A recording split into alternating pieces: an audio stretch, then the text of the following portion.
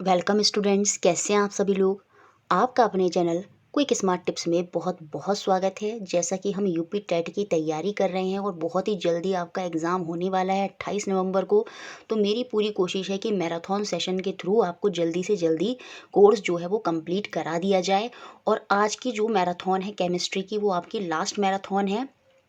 इसके बाद हम फिज़िक्स की मैराथन लेकर आएंगे ताकि जल्दी से आपका सिलेबस कंप्लीट हो। और उसके बाद एक वीडियो या दो वीडियो में जो SCERT की 6-7 की यूपी में जो बुक्स होती हैं उनका पूरा समराइज़ जो है वो मैं आपको अच्छे से समझा दूंगी। उसके बाद कुछ प्रैक्टिस सेट कर लेंगे और इस तरह से आपकी जो यूपी टेट की है वो तैयारी बढ़िया जो है बिल्कुल एकदम हो जाएगी। आज की क्लास में हम जो केमिस्ट्री में टॉपिक देखने वाले हैं वो देखेंगे हमारे आसपास जो परिवर्तन होते हैं, भौतिक और रासायनिक परिवर्तन।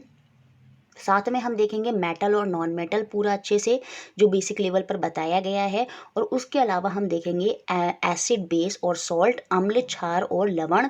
ये तीनों टॉपिक आपको मैं आज की क्लास में समझाऊंगी। और इसके बाद जब हम नेक्स्ट मैराथन लेके आएंगे तो उसमें हम फिजिक्स की क्लास शुरू करेंगे। तो चलिए शुरू करते हैं आज की क्लास। वो आपका एसिड होगा। सेम ऐसे ही जब लिटमस ब्लू कलर देगा मतलब ब्लू पर अगर वो ब्लू कलर देगा तो आपको पता नहीं चलेगा।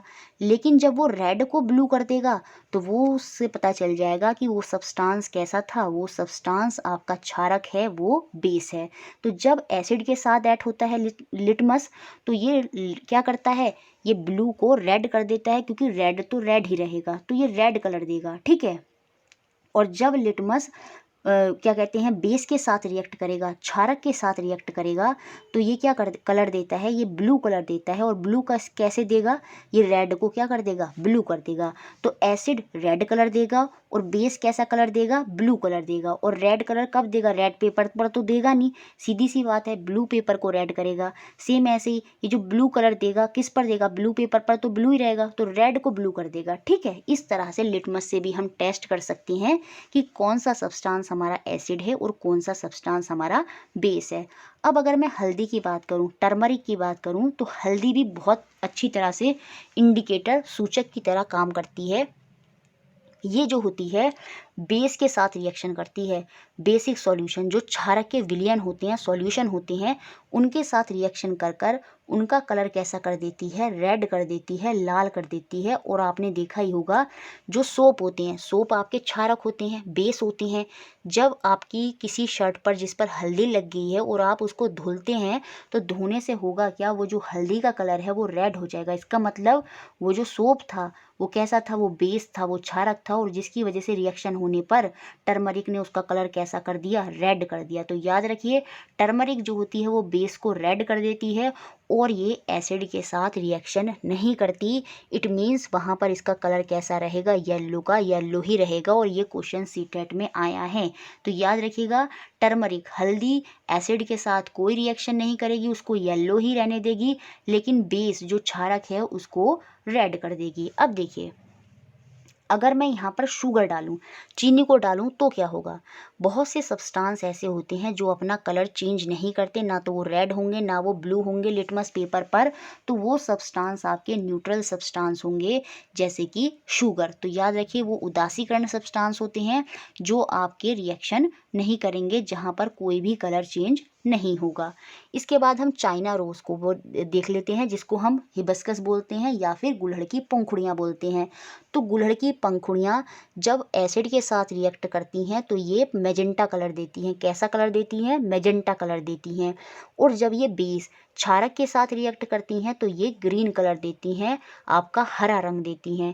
कहने का मतलब, आप एक बीकर लीजिए, उसमें गुनगुना सा पानी लीजिए और उसमें कोई एसिड डालिए। एसिड का मतलब आप उसमें क्या डाल सकते हैं, आप उसमें लेमन डाल सकते हैं, आप उसमें सिरका विनेगर डाल सकते हैं। और साथ में आपको क्या डालनी है, उसमें चाइना रोज की पत्तियां डालनी हैं। आपको जो हिबिस्कस का पेड़ होता है उसकी पत्तियां डालनी हैं और वहाँ पर फिर आपको रिएक्शन देखने को मिलेगी। और जो पानी है उसका कलर कैसा हो जाएगा, मेजेंटा हो जाएगा। सेम ऐसी अगर उसमें आप शैम्पू या फिर कोई सोप डाल देंगे तो वहाँ पर जो पंखुड़ियाँ हैं वो उस पानी का रंग कैसा कर देंगी, वो उस पानी का रंग हरा कर देंगी, ग्रीन कर देंगी। अब देखिए, यहाँ पर एक टेबल दी है और जिसमें कुछ एसिड और बेस हैं और ये आपको याद होने ही चाहिए, क्योंकि मैच द फॉलोइंग करके एक क्वेश्चन आता ही है कि सेलेक्ट करिए कि कौन से सब्सटेंस में कौन सा एसिड पाया जाता है। जैसे आपसे पूछ लेगा विनेगर में क्या है तो एसिडिक, सेम ऐसे याद रखिए चींटी अगर आपको काट लेती है तो उसके डंक में, उसकी स्ट्रिंग में कौन सा एसिड होता है, वो फॉर्मिक एसिड होता है। ऑरेंज और लेमन में सिट्रिक एसिड, जो दही है कर्ड है उसमें आपका लैक्टिक एसिड, जो स्पिनिच है जो पालक है उसमें आपका ऑक्जेलिक एसिड।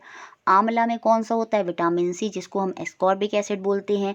अच्छा, आप कमेंट बॉक्स में मुझे लिखकर बताएंगे कि हम सारे विटामिनों को क्या बोलते हैं। ये मैंने काफ़ी बार बताया है, vitamin A, vitamin B, vitamin C और विटामिन ई के दूसरे नाम क्या हैं। जैसे विटामिन ए को हम क्या बोलते हैं, रेटिनॉल भी बोलते हैं। तो सेम ऐसे आप मुझे बताएंगे vitamin B, vitamin C, vitamin D और विटामिन ई को हम क्या बोलते हैं। ठीक है, यहाँ पर सी को तो बता ही दिया है, एस्कॉर्बिक एसिड। ये इंपॉर्टेंट है, टार्ट्रिक एसिड। टार्ट्रिक एसिड आपका किस में पाया जाता है, टैमरिंड। टैमरिंड क्या होती है आपकी, इमली, ग्रेप्स जो आपके अंगूर हो गए और अनराइप मैंगो जो आपके कच्चे आम हो गए, इन सब में टार्ट्रिक एसिड पाया जाता है। तो आप ये याद कर लीजिएगा। सेम ऐसी जो आपका सोप होता है, ये कुछ बेस बताए हैं यहाँ पर, कुछ क्षारक बताए हैं। सोप के अंदर क्या होता है, सोडियम हाइड्रोक्साइड या फिर पोटाशियम हाइड्रोक्साइड। सेम ऐसे ही मिल्क ऑफ मैग्नीशिया होता है, जब आपके पेट में ज़्यादा अमाउंट में एसिड हो जाता है तो आप कौन सी दवाई खाते हैं, आप वो दवाई खाते हैं जिसके अंदर क्या होता है, मैग्नीशियम हाइड्रोक्साइड होता है, जिसे हम मिल्क ऑफ मैग्नीशिया बोलते हैं। सेम ऐसी जो विंडो को क्लीन करने के लिए आपके क्लीनर आते हैं, उनके अंदर क्या होता है, उनके अंदर अमोनियम हाइड्रोक्साइड होता है।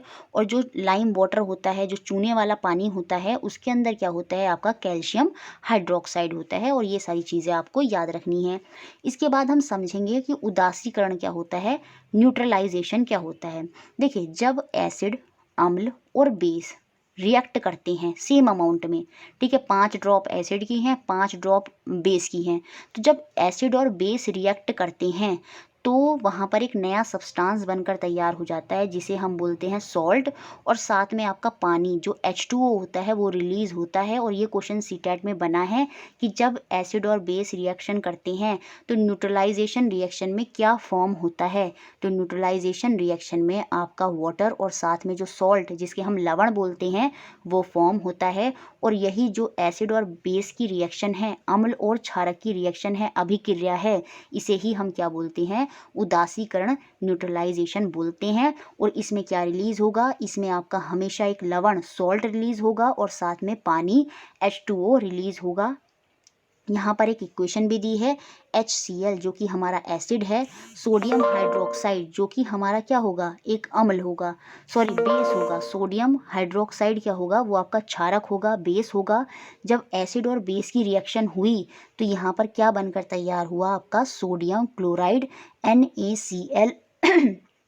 और इस सोडियम क्लोराइड को हम क्या बोलते हैं, सॉल्ट बोलते हैं, लवण बोलते हैं। और साथ में यहाँ पर हमारा पानी भी रिलीज होगा, H2O। तो ये याद रखिएगा, ये बहुत ज़्यादा इंपॉर्टेंट इसमें है। बाकी अब हम देखेंगे कि डेली लाइफ में न्यूट्रलाइजेशन हमें कैसे देखने को मिलता है। और NCERT में इसको एक फिनोफ्थलीन के सॉल्यूशन के थ्रू बताने की कोशिश करी गई है। और यहाँ से सीटेट में पता नहीं कितनी बार क्वेश्चन पूछा है फिनोफ्थलीन के थ्रू। सिंपल से एग्जाम्पल से मैं समझा देती हूँ। एक बीकर है, बीकर के अंदर फिनोफ्थलीन का सॉल्यूशन पड़ा है। किसका सॉल्यूशन है, फिनोफ्थलीन का सॉल्यूशन। और फिनोफ्थलीन का जो सॉल्यूशन होगा वो कलरलेस होगा, उसका कोई कलर नहीं होता। जब मैं इसमें एसिड डालूंगी, क्या डालूंगी, एसिड, अम्ल डालूंगी। कौन सा अम्ल डाल दिया मैंने, HCl, हाइड्रोक्लोरिक एसिड डाल दिया। तो मैं देखूंगी कि जो फिनोफ्थलीन का कलर है वो वैसा ही रहेगा, वो कलरलेस रहेगा, वहाँ पर उसका कोई कलर चेंज नहीं होगा। तो मुझे यहाँ से एक निष्कर्ष मिलेगा, एक बात पता चलेगी क्या, कि जो फिनोफ्थलीन होते हैं वो एसिड के साथ रिएक्शन नहीं करते, वो अम्ल के साथ रिएक्शन नहीं करते। और वहाँ पर उनका कलर क्या होगा, चेंज नहीं होगा, वो कलरलेस ही रहेगा। अब ये जो सॉल्यूशन जिसमें मैंने एसिड और फिनोफ्थलीन पड़ा है, इसके अंदर अब मैंने क्या करा, एक बेस डाल दिया। एक बेस माने मतलब एक क्षारक डाल दिया। कौन सा क्षारक, सोडियम हाइड्रोक्साइड, ठीक है, NaOH, सोडियम हाइड्रोक्साइड मैंने जब इसके अंदर डाला तो होगा क्या, कुछ समय तक तो इसमें कोई कलर चेंज नहीं होगा। कब तक, जब तक इसमें न्यूट्रलाइजेशन हो रही है। न्यूट्रलाइजेशन, उदासीकरण कैसे हो रही है, सपोज मैंने 5 ड्रॉप एसिड की डाली थी, तो जब तक मैं 5 ड्रॉप बेस की डालूंगी तब तक इसमें कलर चेंज नहीं होगा। लेकिन जैसे ही मैं छठी बूंद डालूंगी, 7वीं 8वीं, और इस तरह से मैं बेस को बढ़ाती जा रही हूँ, क्षारक को बढ़ाती जा रही हूँ, तो जो मेरा सॉल्यूशन है अब वो न्यूट्रल स्टेट में नहीं रहेगा, अब वो उदासीकरण नहीं रहेगा, अब वो कैसा हो जाएगा, वो बेसिक हो जाएगा, वो क्षारक हो जाएगा। तो वहाँ पर एक चीज़ आपको देखने को मिलेगी क्या, कि फिनोफ्थलीन जो है वो बेस के साथ रिएक्शन करेगा और एक कलर दे देगा आपको, कौन सा, पिंक। तो यहाँ से सॉल्यूशन से ये पता चला न्यूट्रलाइजेशन में भी फिनोफ्थलीन में कोई कलर चेंज नहीं होगा।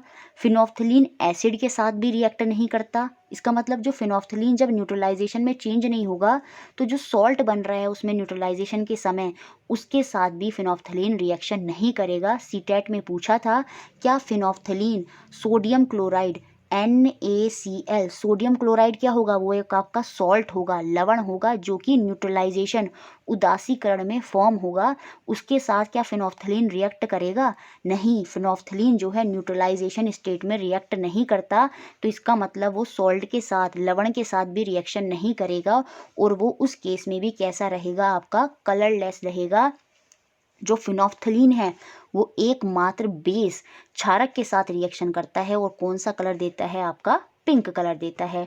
अब यहाँ पर कुछ डेली लाइफ के एग्जाम्पल दिए हैं कि कहाँ हमें न्यूट्रलाइजेशन, उदासीकरण देखने को मिलता है। देखिए जब आपके स्टमक में HCl ज़्यादा, देखिए स्टमक आपका रिलीज करता है HCl, और उसमें जब ज़्यादा अमाउंट में HCl हो जाता है तो हमें इंडाइजेशन, अपाचन की समस्या हो जाती है। और उसको उदासीकरण करने के लिए, उसको न्यूट्रलाइज करने के लिए हम एक एंटासिड लेते हैं जिसका नाम होता है क्या, मिल्क ऑफ मैग्नीशिया, और उसके अंदर क्या होता है, मैग्नीशियम हाइड्रोक्साइड होता है।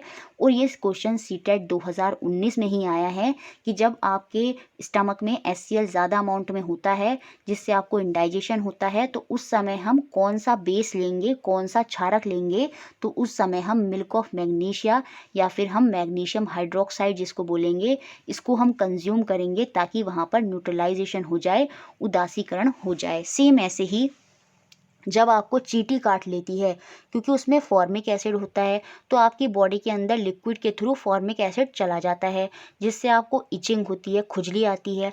तो उसको ठीक करने के लिए, उसको न्यूट्रलाइज करने के लिए आप क्या यूज़ करते हैं, कैलामाइन या फिर बेकिंग सोडा का यूज़ करते हैं। और ये भी क्वेश्चन सीटेट में पूछा गया है, तो याद रखिए क्या यूज़ करते हैं, कैलामाइन या फिर बेकिंग सोडा। सेम ऐसे ही जब फर्टिलाइज़र आप ज़्यादा यूज़ करते हैं, किसमें, सॉइल में, मृदा में, तो सॉइल जो है या तो आपकी बहुत ज़्यादा एसिडिक हो जाएगी या फिर बहुत ज़्यादा वो कैसी हो जाएगी, क्षारकीय हो जाएगी, बेसिक हो जाएगी।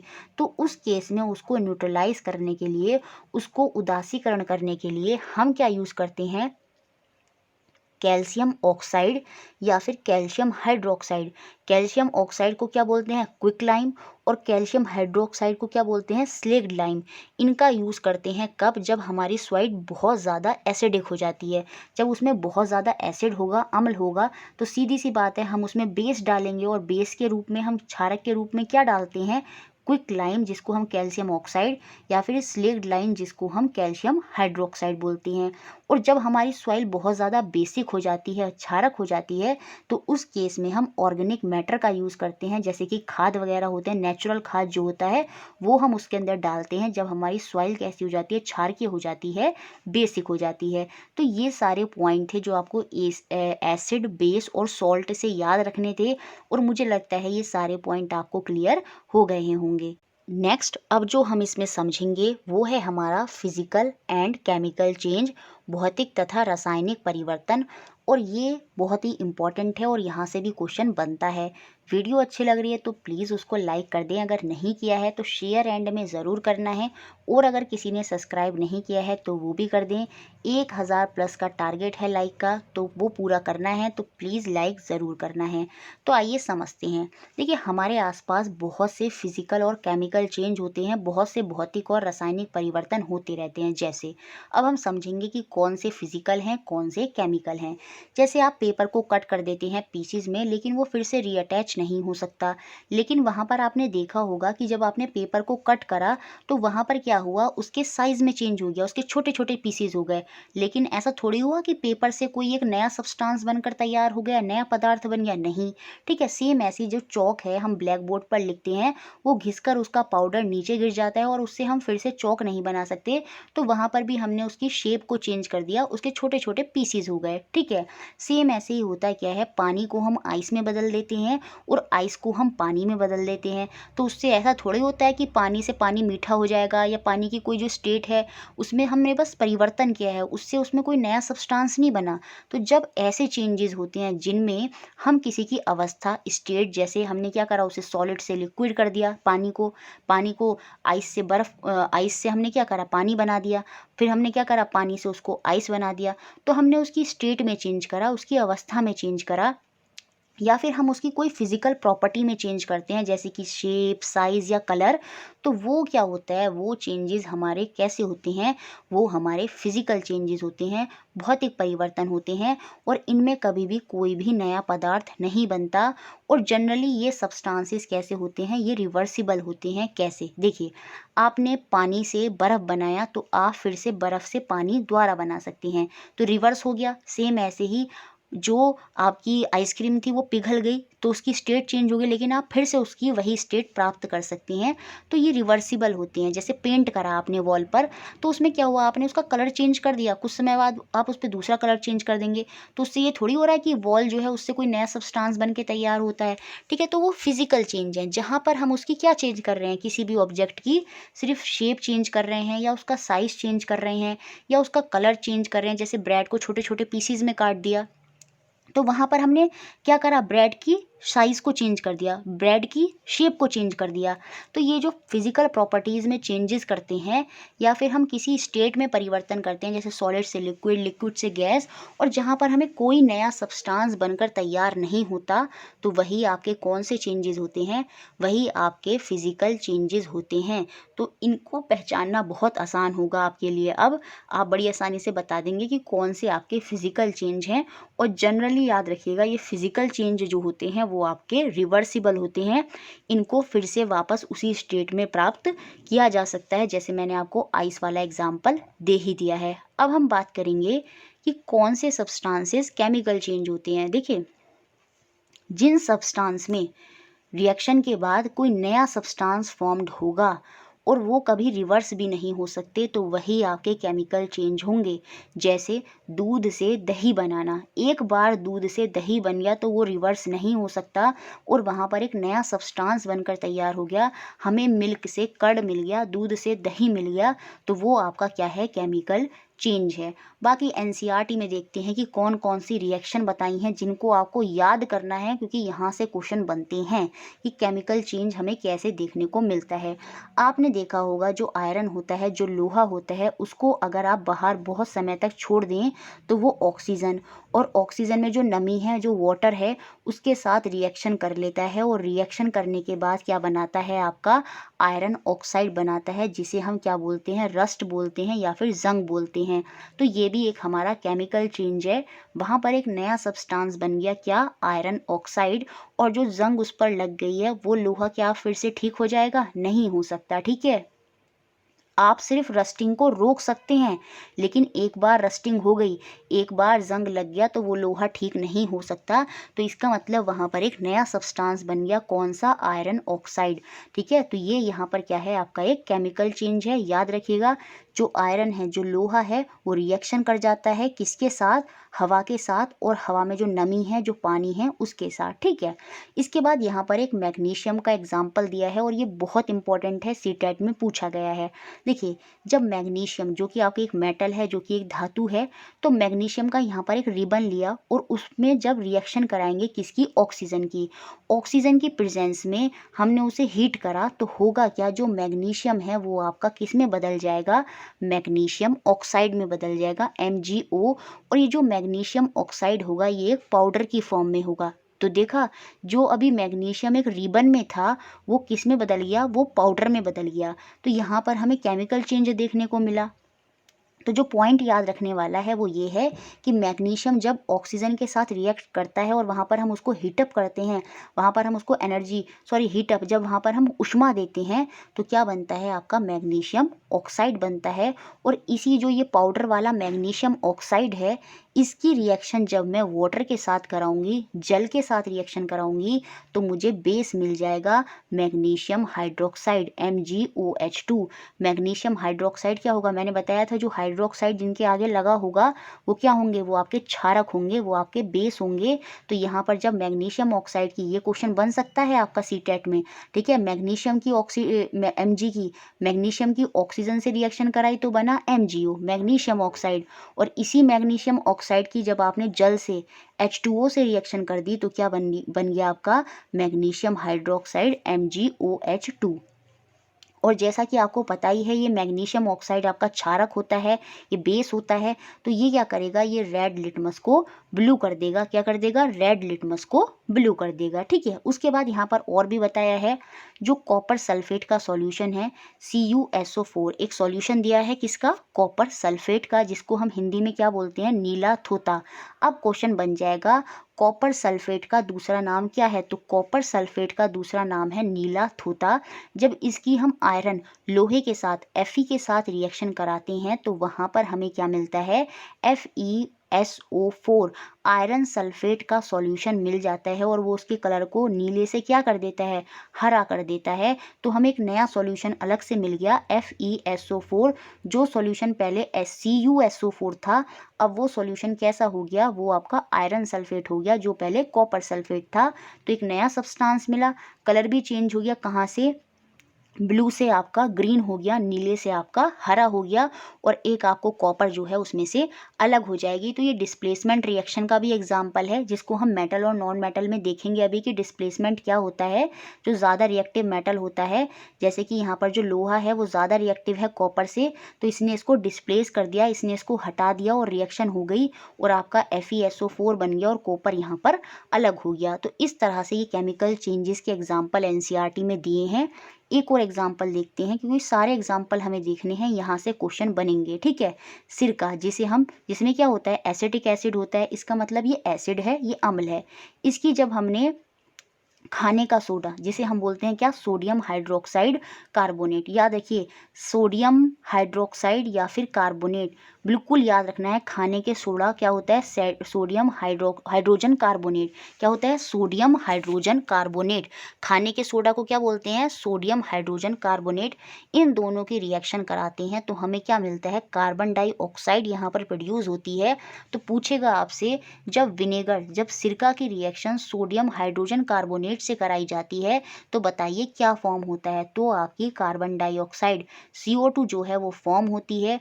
और यही CO2 की रिएक्शन जब आप चूने के पानी CaOH2 के साथ रिएक्शन कराएंगे, चूने के पानी के साथ रिएक्शन कराएंगे, तो आपको क्या मिलेगा, तो आपको कैल्शियम कार्बोनेट मिलेगा CaCO3, और साथ में पानी भी रिलीज होगा, जल भी रिलीज होगा, H2O भी रिलीज होगा। तो याद रखिए आपको क्या मिला, CaCO3 वहाँ पर मिल गया। तो ये रिएक्शन आपको याद करनी है, याद रखिए। जब विनेगर की रिएक्शन आपने सोडियम हाइड्रोजन कार्बोनेट से कराई तो आपको कार्बन डाइऑक्साइड मिला, क्या मिला, कार्बन डाइऑक्साइड मिला।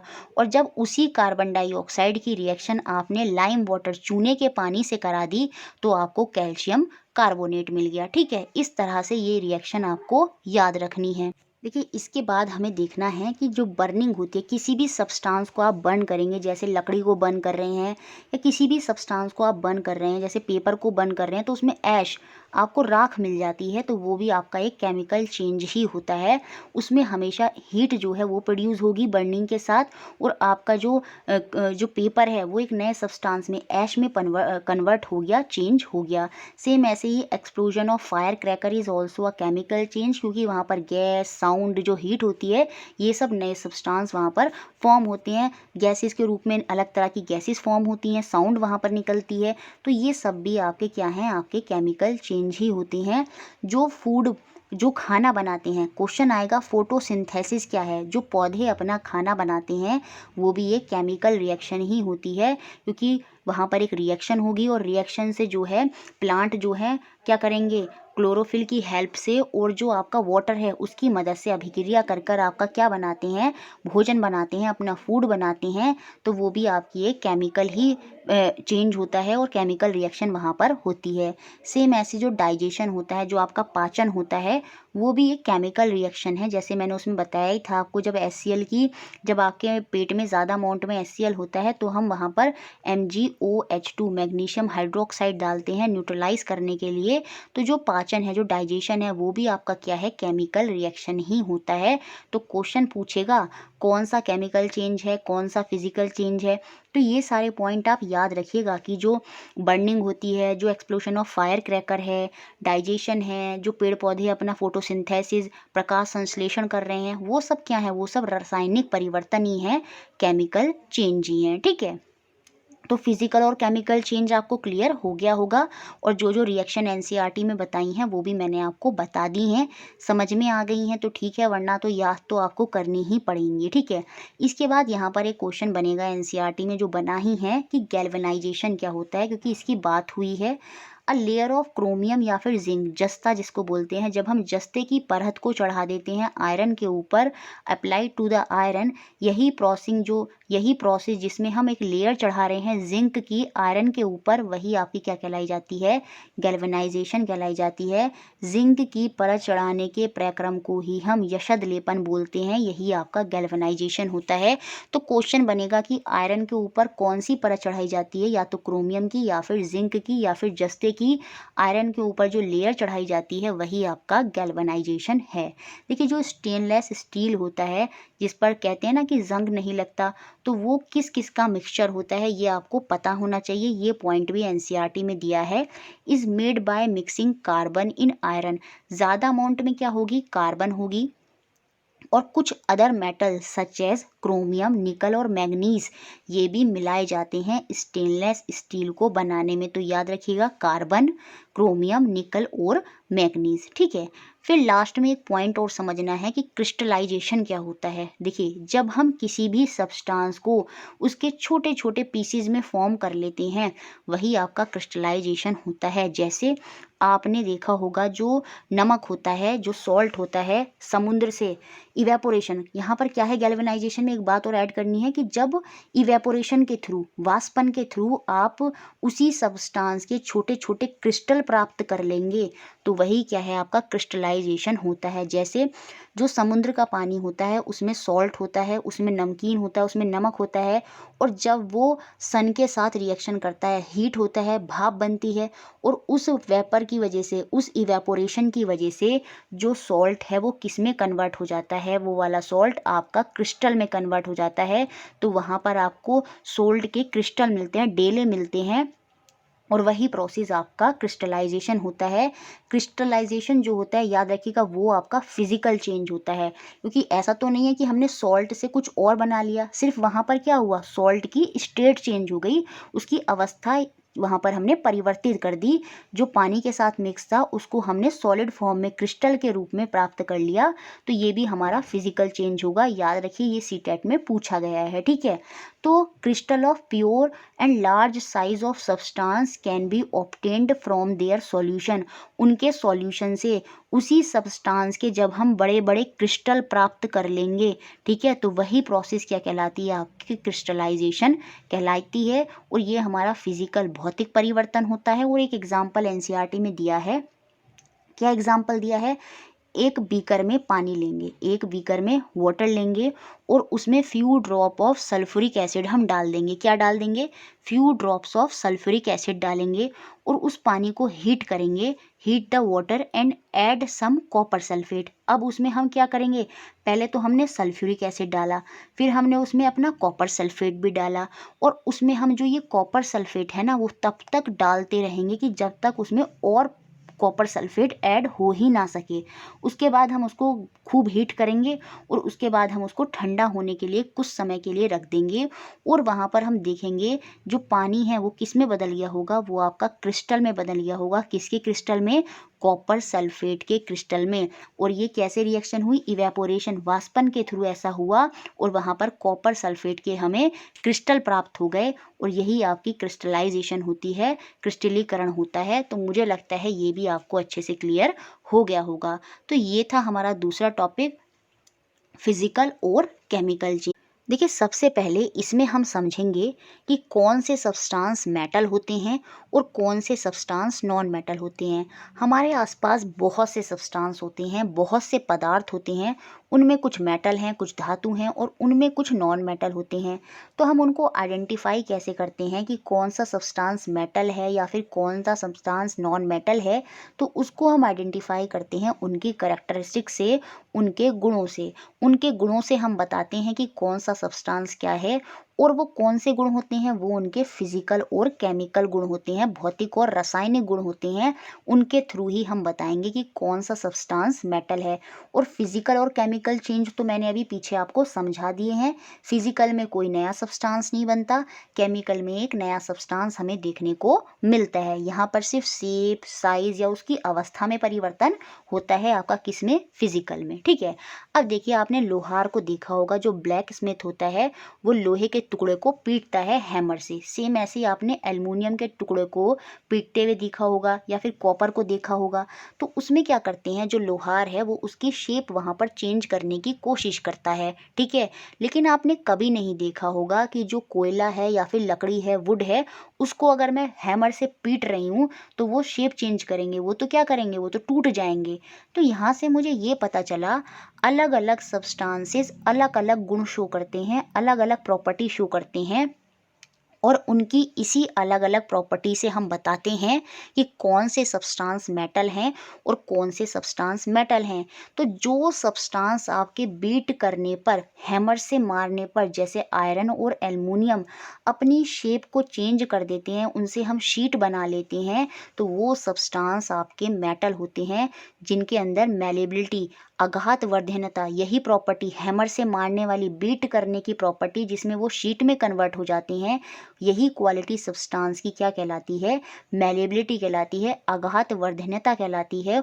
और जनरली जो मेटल होते हैं, जो धातु होते हैं, वो आम तौर पर यही प्रॉपर्टी शो करते हैं, एक्सेप्ट मरकरी और एक दो और होंगे। लेकिन याद रखिएगा, यहाँ पर अपवाद, एक्सेप्शन तो होंगे, लेकिन जनरली शब्द बोला मैंने, क्या बोला, आम तौर पर जो धातु हैं वो क्या होती हैं, वो मैलिएबल होते हैं, वो आघात वर्धनीय होते हैं, जैसे आयरन, एल्युमिनियम, कॉपर। इनको बीट करने पर आप इनको शीट में कन्वर्ट कर सकते हैं। तो यही आपकी आघात वर्धनता होती है। जबकि जो नॉन मेटल होंगे, जैसे कि कोयला और लकड़ी, ये नॉन मेटल हैं, इनको आप बीट करने पर इनकी शेप चेंज नहीं कर सकते, ये दोनों टूट जाएंगे। ठीक है। ऐसे ही कुछ सब्सटेंस जैसे आयरन, कॉपर, गोल्ड, इनको पुल्ड करा जा सकता है या फिर इनको स्ट्रेच, इनको खींचा जा सकता है, और खींचने से इनसे क्या बनाए जा सकते हैं, इनसे वायर बनाए जा सकते हैं। जैसे आपने कॉपर के वायर देखे होंगे, गोल्ड की आप चेन देखते हैं, है ना, आयरन के वायर होते हैं। तो ये जो होते हैं, ये पुल्ड हो जाते हैं, इनको हम स्ट्रेच कर सकते हैं, खींच सकते हैं और वायर में कन्वर्ट कर सकते हैं। और यही प्रॉपर्टी इन सब्सटेंस की क्या कहलाती है, डक्टिलिटी कहलाती है, तन्यता कहलाती है। और ये प्रॉपर्टी जनरली कौन शो करते हैं, ये मेटल शो करते हैं, धातु शो करते हैं। ठीक है। याद रखिएगा, डक्टिबिलिटी ज़्यादातर कौन से सब्सटेंस शो करेंगे, मेटल, जैसे कि आयरन, कॉपर, गोल्ड। अब देखिए, बहुत से सब्सटेंस मेटल हैं और बहुत से सब्सटेंस नॉन मेटल हैं। तो आपको सब याद नहीं रखने, जितने मैंने इस वीडियो में बताऊंगी कि कौन से मेटल हैं, कौन से नॉन मेटल हैं, सिर्फ उनके नाम पता होने चाहिए, और वही सीटेट में पूछते हैं। इससे बाहर नॉन मेटल और मेटल आपको ज़्यादा ध्यान में नहीं रखना है। अब देखिए, some substances are hard, shiny, malleable, ductile, conductor of heat and electricity. और जो सब्सटेंस ये सारी प्रॉपर्टी शो करते हैं लगभग, वो आपके क्या होते हैं, वो आपके मेटल होते हैं, वो आपके धातु होते हैं। तो याद रखिए, मेटल कैसे होते हैं, हार्ड होते हैं। अब आप कहेंगे जो डायमंड होता है, जो हीरा होता है, वो तो नॉन मेटल होता है, वो तो अधातु होता है। तो मैंने बोला कुछ एक्सेप्शन हैं, अपवाद तो होंगे यहाँ पर, लेकिन जनरली आम तौर पर जो मेटल होते हैं वो ज़्यादा हार्ड होते हैं, शाइनी होते हैं, मैलेबल होते हैं, डक्टाइल होते हैं, तन्य होते हैं, कंडक्टर ऑफ हीट और इलेक्ट्रिसिटी होते हैं। और यही प्रॉपर्टी जिन सब्सटेंसों में होती है वो आपके मेटल होते हैं, वो आपके धातु होते हैं। अब धातुओं के नाम याद रखिएगा, आयरन, कॉपर, गोल्ड, ये तो हो गए। साथ में एल्युमिनियम भी बताया मैंने आपको, और यहाँ पर कैल्शियम और मैग्नीशियम, ये सब भी क्या हैं, ये सब भी आपके मेटल हैं, धातु हैं। और इसके अपोजिट जो प्रॉपर्टी शो करेंगे वो आपके अधातु होंगे, जो आपके हार्ड नहीं होंगे, जो आपके डक्टाइल नहीं होंगे, जो आपके मैलिएबल नहीं होंगे, जो आपके पुअर कंडक्टर होंगे ऊष्मा के और विद्युत के, इलेक्ट्रिसिटी और हीट के, तो वो आपके अधातु होंगे, नॉन मेटल होंगे। और उनके एग्जाम्पल आपको याद रखने हैं, सल्फर, कार्बन, ऑक्सीजन और फॉस्फोरस। चारों के चारों नाम याद रखने हैं, सल्फर, कार्बन, ऑक्सीजन और फॉस्फोरस, चारों के चारों नॉन मेटल हैं। याद रखिएगा, सल्फर, कार्बन, ऑक्सीजन और फॉस्फोरस क्या हैं, आपके नॉन मेटल। ठीक है, उसके बाद कुछ एक्सेप्शन और देख लेते हैं। देखिए यहाँ पर और तो कोई एक्सेप्शन नहीं लिखा, नहीं। इसके बाद देखिए जो सोडियम और पोटाशियम, अब मैंने दो और नाम बोले, सोडियम और पोटाशियम। ये जो सोडियम और पोटाशियम होते हैं, सोडियम को हम Na से रिप्रेजेंट करते हैं, पोटाशियम को हम K से रिप्रेजेंट करते हैं। ये दोनों भी क्या होते हैं, धातु होते हैं, मेटल होते हैं। और अभी मैंने बोला था जो मेटल, जो धातु हैं वो हार्ड होते हैं, लेकिन ये एक्सेप्शन है, ये सॉफ्ट होते हैं। ये कैसे होते हैं, ये सॉफ्ट होते हैं। सिमिलरली ऐसे ही जो डायमंड है वो हमारा एक नॉन मेटल है, अधातु है, लेकिन वो हमारा हार्डेस्ट सब्सटेंस है। सबसे हार्ड कौन होता है, सबसे हार्ड डायमंड है, जो कि हमारा नॉन मेटल है। ऐसे ही जो बिस्मथ और लेड हैं, बिस्मथ और लेड, लेड जिसे हम पीवी बोलते हैं, ठीक है, ये दोनों भी क्या होते हैं, ये आपके क्या होते हैं, are not a good conductor of electricity but they are metal. जैसे कि मैंने बोला, जो धातु हैं, मेटल हैं, वो गुड कंडक्टर ऑफ इलेक्ट्रिसिटी और ऊष्मा, हीट, लेकिन जो बिस्मिथ और लीड हैं, लेड हैं, सॉरी लीड बोल दिया, लेड, जो बिस्मिथ और लेड है ये एक गुड कंडक्टर नहीं है, जबकि ये क्या है, ये धातु हैं, ये मेटल हैं। तो जितने भी मेटल और नॉन मेटल के नाम मैंने यहाँ पर बोले वो आप याद कर लीजिएगा। सोडियम, पोटाशियम, बिस्मिथ, लेड, ये सब क्या है, ये सब मेटल है। मैग्नीशियम मेटल है, लेकिन ऑक्सीजन, ऑक्सीजन, सल्फर, फॉस्फोरस, ये क्या बताए थे, ये मैंने आपको नॉन मेटल बताए थे। ऐसे ही कार्बन। तो ये तो हमने फिजिकल प्रॉपर्टी के थ्रू समझा कि कौन सा सब्सटेंस मेटल है और कौन सा पदार्थ आपका नॉन मेटल है, ठीक है। अब हम केमिकल प्रॉपर्टी के थ्रू, रासायनिक गुणों के थ्रू समझेंगे कि कौन सा सब्सटेंस मेटल है या फिर कौन सा पदार्थ आपका नॉन मेटल है। सबसे पहले देखेंगे रिएक्शन विद ऑक्सीजन। क्या मेटल और नॉन मेटल रिएक्शन करते हैं ऑक्सीजन के साथ, ये समझना बहुत ज़रूरी है। और याद रखिए यहाँ से एक क्वेश्चन बनना ही बनना है, तो बहुत ध्यान से इसको समझ लीजिएगा। मेटल और नॉन मेटल दोनों के दोनों ऑक्सीजन के साथ रिएक्शन करते हैं, अभिक्रिया करते हैं, और क्या बनाते हैं, मेटल आपके मेटल ऑक्साइड बनाते हैं और नॉन मेटल आपके नॉन मेटल ऑक्साइड बनाते हैं। लेकिन जो इम्पोर्टेंट पॉइंट है याद रखने का वो ये है, मेटल जो होते हैं वो बेसिक इन नेचर होते हैं, इनकी जो प्रकृति होती है वो कैसी होती है, वो क्षारीय होती है, वो बेसिक होती है। और जो नॉन मेटल होते हैं वो आपके एसिडिक इन नेचर होते हैं, उनकी प्रॉपर्टी जो होती है वो अम्लीय होती है। याद रखिए, मेटल जो होंगे वो क्षारकीय होंगे, वो बेसिक इन नेचर होंगे, लेकिन जो नॉन मेटल हैं वो आपके एसिडिक इन नेचर होते हैं, वो आपके अम्लीय होते हैं।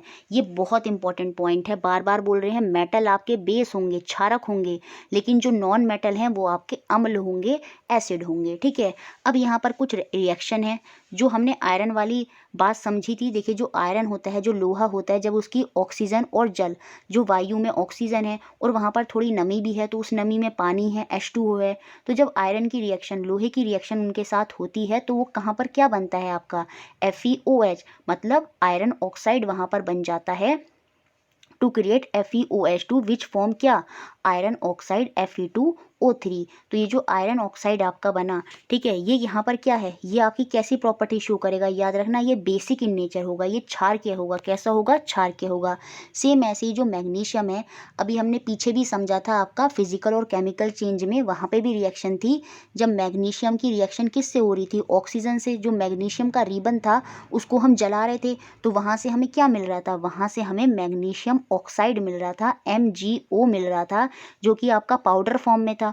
और उस पाउडर को जब आप लिटमस पेपर पर चेक करेंगे तो हमने देखा था वो कैसी प्रॉपर्टी शो करेगा, वो आपकी क्षारकीय बेसिक प्रॉपर्टी शो करेगा।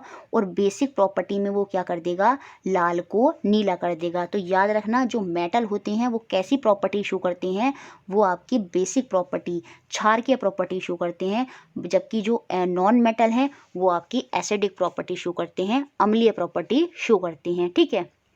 यहाँ पर यही बात लिखी है, मैग्नीशियम का जो रिबन है वो एल्केलाइन है, वो क्षारकीय है, वो बेसिक है, और जब हम उसको डिज़ोल्व करते हैं उस ऐश को, और वहाँ पर हमने ये यहाँ पर सिर्फ ये लिखा है कि उसका नेचर जो होता है वो क्षारकीय होता है, और वहाँ पर जो हमें MgO मिलती है, मैग्नीशियम ऑक्साइड मिलती है, वो किस फॉर्म में होती है, वो हमारी ऐश के फॉर्म में होती है, वो राख के फॉर्म में होती है जब हम उसको जलाते हैं। ये हमने पीछे भी समझा है, ठीक है। यहाँ पर एक और एग्जाम्पल है, और ये सीटेट में पूछा भी गया है। जब कॉपर का जो यूटेंसिल है, बर्तन है, उसे लंबे समय तक अगर आप वायु में, एयर में रखेंगे, मॉइस्ट एयर, नम वायु जिसमें पानी है, मॉइस्ट एयर जो जून जुलाई का समय होता है, तो जब मॉइस्ट एयर में उसको खुला रखेंगे काफ़ी समय तक आप कॉपर के यूटेंसिल को, तो उस पर एक हरे रंग की परत जम जाती है। उस परत में क्या होता है, जो परत उस पर जमती है उसमें कौन कौन से पदार्थ होते हैं ये याद रखना है। यही क्वेश्चन बना था कि जब कार्बन को नम वायु में रखते हैं तो उस पर एक हरे रंग की परत चढ़ जाती है, तो वो हरे रंग का सब्सटेंस, वो ग्रीन कलर का सब्सटेंस क्या होता है, तो वो आपका क्या होता है, कॉपर हाइड्रोक्साइड होता है और कॉपर कार्बोनेट होता है। यहाँ पर रिएक्शन भी है, जब हमने कॉपर को H2O वाटर के साथ, कार्बन डाइऑक्साइड CO2 और आपका ऑक्सीजन O2, इन सब के साथ जब उसकी रिएक्शन हुई, क्योंकि वहाँ पर H2O हवा, पानी तो है ही है ना, नम है, कार्बन डाइऑक्साइड भी है और ऑक्सीजन भी है हवा में, तो इन सब की रिएक्शन जब कॉपर के साथ हुई तो वहाँ पर क्या फॉर्म होता है, आपका copper hydroxide CuOH2 copper hydroxide बनता है, और ये कार्बोनेट होता है CO3, तो आपका क्या बन जाएगा, Cu आपका कॉपर है तो कॉपर कार्बोनेट, और याद रखिएगा कॉपर हाइड्रोक्साइड आपका बनता है। तो याद रखना है बार बार क्या बनता है, वो हरा पदार्थ, वो हरा सब्सटेंस क्या होता है आपका, कॉपर हाइड्रोक्साइड होता है और कॉपर कार्बोनेट होता है। क्या होता है, कॉपर हाइड्रोक्साइड और कॉपर कार्बोनेट।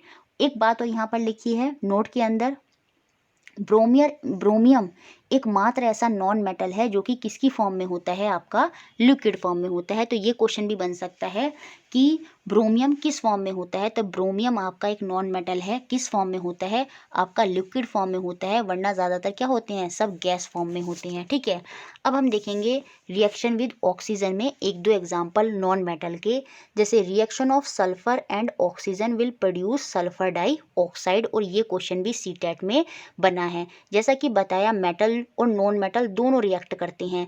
जब नॉन मेटल, सल्फर क्या है, याद रखिए जो सल्फर है वो आपका नॉन मेटल है, अधातु है, तो जब सल्फर की रिएक्शन ऑक्सीजन से करवाएंगे, ठीक है, तो उस केस में जब सल्फर की रिएक्शन ऑक्सीजन O2 से कराई तो आपका क्या बना, SO2 सल्फर डाइऑक्साइड बनेगा। क्या बनेगा, सल्फर डाइऑक्साइड बनेगा SO2, और इसी सल्फर डाइऑक्साइड की रिएक्शन जब मैं H2O, याद रखिए ये क्वेश्चन सीटेट में बना है, जब इसी सल्फर डाइऑक्साइड की जो ऑक्सीजन से रिएक्शन करने पर मिला है, इसकी रिएक्शन मैं जल से कराऊंगी, H2O से कराऊंगी, तो मुझे क्या मिलेगा, याद रखना सल्फ्यूरस अम्ल मिलेगा, H2SO3। यही क्वेश्चन था कि क्या बनेगा, सल्फ्यूरस अम्ल H2SO3, और इसकी प्रॉपर्टी कैसी होगी, ये एसिडिक होगा नेचर में। क्यों, क्योंकि ये नॉन मेटल है, और जब ये नॉन मेटल है तो ये नीले लिटमस पत्र को लाल कर देगा, क्योंकि नॉन मेटल क्या होते हैं, वो आपके एसिडिक होते हैं, अम्लीय होते हैं,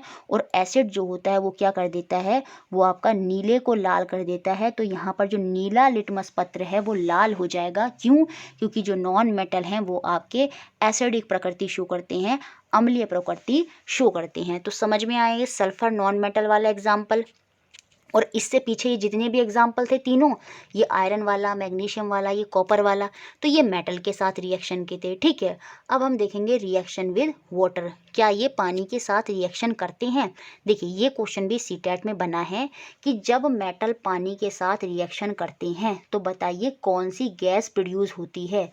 जब मेटल पानी के साथ रिएक्ट करते हैं तो वो मेटल के ऑक्साइड तो बनाते ही बनाते हैं, साथ में कौन सी गैस प्रोड्यूस होती है, हाइड्रोजन गैस प्रोड्यूस होती है। मोस्ट इंपॉर्टेंट पॉइंट है, मेटल जब पानी के साथ रिएक्ट करेंगे तो हाइड्रोजन गैस वहाँ पर रिलीज होगी, और वही जो मेटल का ऑक्साइड वहाँ पर बना है उसको हम फर्दर रिएक्ट कराकर क्या बना सकते हैं, मेटल हाइड्रोक्साइड वहाँ से हम प्राप्त कर सकते हैं, ठीक है।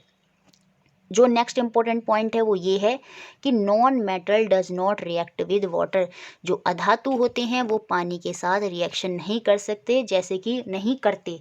जैसे कि लकड़ी है, लकड़ी को पानी में डाल दें तो वो उसके साथ रिएक्शन नहीं करती, तो non metal does not react with water. अब यहाँ पर सोडियम को थोड़ा सा समझाया है, क्योंकि ये धातु है, ये मेटल है, तो ये तो रिएक्ट करेगा पानी के साथ, और ये बहुत रिएक्टिव होता है, ये सबसे ज़्यादा रिएक्टिव होता है। ये पानी के साथ रिएक्ट करता है और बहुत सारी आग, हीट को प्रोड्यूस करता है। ठीक है, तो इसलिए हम इसको पानी से दूर रखते हैं, और ये ऑक्सीजन के साथ भी रिएक्शन करता है, इसलिए हम इसको किस में डुबो कर रखते हैं, हम इसको केरोसिन के ऑयल में रखते हैं, ताकि ये रिएक्शन ना करे, क्योंकि ये बहुत रिएक्टिव मेटल होता है। ये वाटर और ऑक्सीजन के साथ रिएक्शन करता है और हीट को प्रोड्यूस करता है, आग लगा देता है, तो इसलिए हम इसको केरोसिन के ऑयल में रखते हैं। ठीक है, sodium react with water to form sodium hydroxide and hydrogen gases produce. याद रखना, कौन सी गैस प्रोड्यूस होगी हमेशा वाटर के साथ रिएक्शन पर? Hydrogen gas. ठीक है, non metal can also react with air. Water की बात नहीं कर रही हूँ यहाँ पर, मैं बात कर रही हूँ एयर की। जो अधातु हैं वो एयर के साथ, नॉन मेटल जो है वो एयर के साथ रिएक्ट कर सकते हैं, इसीलिए हम उनको वाटर में रखते हैं। ठीक है, याद रखिएगा, इसका एग्जाम्पल दिया है यहाँ पर फॉस्फोरस। जो फॉस्फोरस है वो आपका एक नॉन मेटल है। याद रखना, फॉस्फोरस क्या है? आपका नॉन मेटल है, और ये बहुत रिएक्टिव होता है। तो ये क्वेश्चन भी बनेगा, नॉन मेटल में कौन रिएक्टिव होता है एयर के साथ? फॉस्फोरस होता है, जो प्रोड्यूस करता है heat in presence of air. इसलिए हम फॉस्फोरस को पानी में डुबो कर रखते हैं, क्योंकि वो एयर के साथ बहुत जल्दी रिएक्ट करता है और वहाँ पर हीट को प्रोड्यूस करता है। देखिए, अब हम देखेंगे क्या मेटल एसिड और बेस के साथ रिएक्शन करते हैं। सेम ऐसे ही क्या नॉन मेटल एसिड और बेस के साथ रिएक्शन करते हैं? तो देखिए, जो आम तौर पर हमारे नॉन मेटल होते हैं, जनरली जो हमारे नॉन मेटल अधातु हैं, वो एसिड और बेस के साथ रिएक्शन नहीं करते। बस इतना पॉइंट आपको नॉन मेटल में याद रखना है। लेकिन जो मेटल हैं, जो धातु हैं, वो हमारे एसिड और बेस के साथ रिएक्शन करते हैं, और क्या बनाते हैं? सॉल्ट बनाते हैं, लवण बनाते हैं, और साथ में हाइड्रोजन गैस को रिलीज करते हैं। किसके साथ? पॉप ध्वनि के साथ, पॉप साउंड के साथ। इतनी बात आपको मेटल की याद रखनी है कि मेटल एसिड और बेस के साथ रिएक्ट करके सॉल्ट बनाते हैं, याद रखना, लवण बनाते हैं, और हाइड्रोजन गैस पॉप की साउंड के साथ रिलीज करते हैं। लेकिन जो नॉन मेटल हैं वो रिएक्ट नहीं करते एसिड और बेस के साथ। लेकिन यहाँ पर कुछ एक्सेप्शन लिखे हैं, वो गोल्ड, सिल्वर और प्लेटिनम, ये तीनों क्या होते हैं? ये मेटल होते हैं, और ये लीस्ट रिएक्टिव मेटल होते हैं, बहुत ही कम अभिक्रियाशील होती हैं। ये किसी के साथ रिएक्शन नहीं करते, ये फ्री स्टेट में पाए जाते हैं, मुक्त अवस्था में पाए जाते हैं। ना तो ये पानी के साथ रिएक्शन करते हैं, ना ये हवा के साथ रिएक्शन करते हैं, ना ये एसिड और बेस के साथ रिएक्शन करते हैं। कौन? गोल्ड, सिल्वर और प्लेटिनम, क्योंकि ये लीस्ट रिएक्टिव मेटल हैं और ये हमारे फ्री स्टेट में पाए जाते हैं। देखिए, लास्ट में अब हम समझेंगे डिस्प्लेसमेंट रिएक्शन, विस्थापन अभिक्रियाएं, और ये बहुत इंपॉर्टेंट है, और सीटेट में यहाँ से क्वेश्चन बार बार बने हैं, पिछली बार भी बना था और इस बार भी बहुत चांसेस है डिस्प्लेसमेंट रिएक्शन से आपको एक क्वेश्चन देखने को मिल जाए, और बहुत अच्छे से आपको ये समझ में आ जाएगा। वीडियो अच्छी लग रही है तो लाइक ज़रूर करना है, और शेयर एंड में ज़रूर कर देना है अपने दोस्तों के साथ भी। ठीक है, अब देखिए, यहाँ पर एक रिएक्टिविटी टेबल है, इसको हम रिएक्टिविटी सीरीज बोलते हैं मेटल की। कौन से मेटल सबसे ज़्यादा रिएक्टिव होते हैं और कौन से मेटल सबसे कम रिएक्टिव होते हैं, उसकी एक पूरी सीरीज़ होती है। देखिए, जो पोटाशियम होता है, सोडियम, और यहाँ पर देखिए बहुत सारे मेटल हैं, ये सब के सब क्या हैं? ये सब मेटल हैं, नॉन मेटल नहीं है। क्या है? सब मेटल हैं, धातु हैं। तो ये जो पोटाशियम, सोडियम, ये पोटाशियम जो होता है मोस्ट रिएक्टिव। तो एक क्वेश्चन तो यही बन जाएगा आपका एग्जाम में कि कौन मोस्ट रिएक्टिव है, सबसे ज़्यादा रिएक्टिव कौन सा होता है? वो पोटाशियम। सोडियम भी होता है, कैल्शियम, फिर मैग्नीशियम, फिर एल्युमिनियम, फिर कार्बन, फिर जिंक, फिर आयरन, फिर टिन, फिर लेड, फिर हाइड्रोजन। कॉपर देखिए कितना नीचे है, तो कॉपर भी आपका ज़्यादा अच्छा रिएक्टिव नहीं होता, बहुत लीस्ट रिएक्टिव होता है। सिल्वर, फिर गोल्ड, और सबसे बेकार रिएक्टिव, लीस्ट रिएक्टिव कौन सा होता है? वो आपका प्लेटिनम होता है। और ये देखो, ये जो सिल्वर, गोल्ड और प्लेटिनम है, ये रिएक्टिविटी सीरीज में सबसे नीचे होते हैं, और इसीलिए ही तो ये फ्री स्टेट में पाए जाते हैं, क्योंकि ये किसी के साथ रिएक्शन नहीं करते। कौन? सिल्वर, गोल्ड और प्लेटिनम, ये लीस्ट रिएक्टिव होते हैं। उसके बाद कॉपर भी बहुत कम रिएक्टिव होता है, हाइड्रोजन, लेड, आयरन जो है वो ज़्यादा रिएक्टिव है। किससे? टिन से और लेड से। ऐसे ही जो जिंक है वो ज़्यादा रिएक्टिव है किससे, आयरन से। तो इस तरह से ये रिएक्टिविटी टेबल है, ये आपको याद करनी है। अगर ये याद है तो डिस्प्लेसमेंट से जो क्वेश्चन है वो आपका गलत नहीं होगा। सिंपल सी टेबल है, 2-3 बार पढ़ेंगे तो याद हो जाएंगे। जो सारे मियम वाले हैं जैसे aluminium, magnesium, calcium, potassium, sodium, ये सब ऊपर हैं टेबल में, है ना। उसके बाद जो इंपॉर्टेंट याद रखना है वो याद रखना है, जिंक पहले ऊपर है, फिर आयरन है, फिर आपका टिन है और फिर आपका लेड है। ये चारों याद रखने हैं, जिंक, आयरन, टिन और लेड। ठीक है, सबसे पहले जिंक, फिर आयरन, फिर टिन, फिर लेड, और फिर बाद में हाइड्रोजन, फिर कॉपर। इस तरह से सिल्वर, गोल्ड और प्लेटिनम सारे आप याद कर लीजिएगा। ठीक है, अब देखिए ये रिएक्शन है, इसको रिएक्शन के थ्रू ही समझेंगे। जैसे हमारे पास एक सॉल्यूशन है किसका, कॉपर सल्फेट का, CuSO4 का एक सॉल्यूशन है। अब इस सॉल्यूशन में एक मेटल पहले से ही है, कौन सा मेटल है, कॉपर Cu। ठीक है, अब मैंने इसकी रिएक्शन कराई किसके साथ, जिंक के साथ। ठीक है, तो आप पहले चेक करेंगे जो मेटल सॉल्यूशन में पड़ा है और जिस मेटल के साथ मैंने अभी इसकी रिएक्शन कराई, इन दोनों में से रिएक्टिव कौन सा है। तो जिंक ज़्यादा रिएक्टिव है, तो जो मेटल हम बाद में रिएक्शन के लिए ऐड कर रहे हैं अगर वो ज़्यादा रिएक्टिव है तो यहाँ पर रिएक्शन होगी, अन्यथा रिएक्शन जो है वो नहीं होगी, अभिक्रिया नहीं होगी। क्योंकि यहाँ पर जिंक जो है वो ज़्यादा रिएक्टिव है, Zn जो है वो ज़्यादा रिएक्टिव है, इसका मतलब ये रिएक्शन करेगा और रिएक्शन के बाद ये जो कॉपर जो कम रिएक्टिव था ये यहाँ से बाहर हो जाएगा और जिंक सल्फेट का सॉल्यूशन जो है वो बन जाएगा। और यही आपकी विस्थापन अभिक्रिया होती है, जब एक मेटल डिस्प्लेस कर देता है, हटा देता है दूसरे मेटल को फ्रॉम इट्स कंपाउंड। ये कंपाउंड ही था, इस कंपाउंड में से जो मेटल है वो एक दूसरे मेटल ने हटा दिया और वहाँ पर एक रिएक्शन हुई और इस रिएक्शन में क्या हुआ, जो ज़्यादा रिएक्टिव था, जिंक यहाँ पर ज़्यादा रिएक्टिव था, उसने कम रिएक्टिव कॉपर को यहाँ से हटा दिया। यही रिएक्शन आपकी क्या होती है, डिस्प्लेसमेंट रिएक्शन होती है। और ये डिस्प्लेसमेंट रिएक्शन तभी होती है जब दूसरा मेटल जिसके साथ आप रिएक्ट करा रहे हैं, जैसे जिंक सॉल्यूशन से दूसरा वाला मेटल, ठीक है, जिसके साथ आप रिएक्शन करा रहे हैं वो ज़्यादा रिएक्टिव होना चाहिए। जब वो ज़्यादा रिएक्टिव होगा तभी आपकी डिस्प्लेसमेंट रिएक्शन होगी।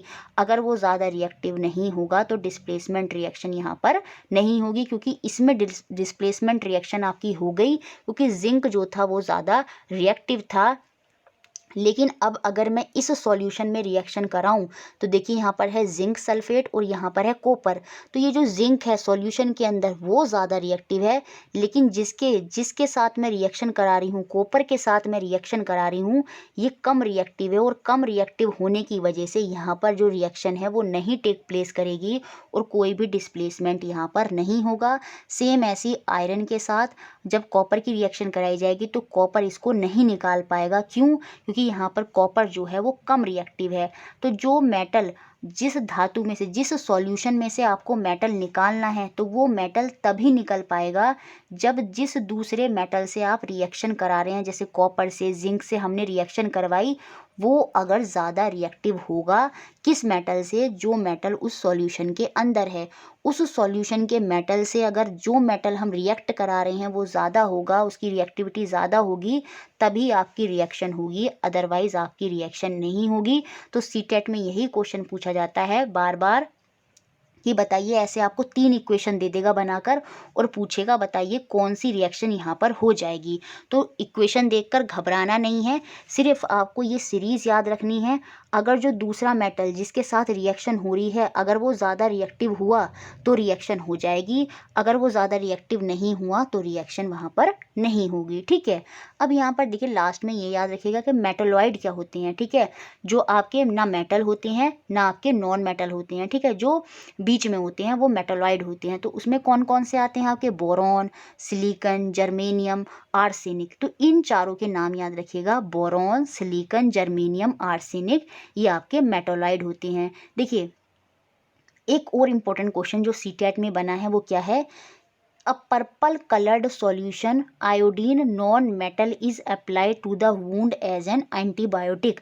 जब आपके चोट लग जाती है तो अपने घाव पर, अपने वुंड पर आप क्या लगाते हैं, आप एक पर्पल कलर का एक सॉल्यूशन, बैंगनी कलर का एक सॉल्यूशन अपनी चोट के ऊपर लगाते हैं। तो वो सॉल्यूशन कौन से नॉन मेटल का होता है, तो वो सॉल्यूशन किसका होता है, वो आयोडीन का होता है। तो ये क्वेश्चन बना है कि उसमें कौन सा मेटल, मेटल बोल रहे हैं, नॉन मेटल, अधातु। आयोडीन जो होता है वो आपका अधातु है, नॉन मेटल है। तो उसमें कौन सा नॉन मेटल होता है, तो उसमें आपका आयोडीन होता है उस पर्पल कलर के सॉल्यूशन में। तो ये थी हमारी पूरी वीडियो, पूरा मैराथन। गाइज इनमें बहुत मेहनत लगती है, प्लीज़ इनको शेयर कर दिया करें, लाइक कर दिया करें और अपने अच्छे अच्छे कमेंट कर दिया करें। Thank you for watching.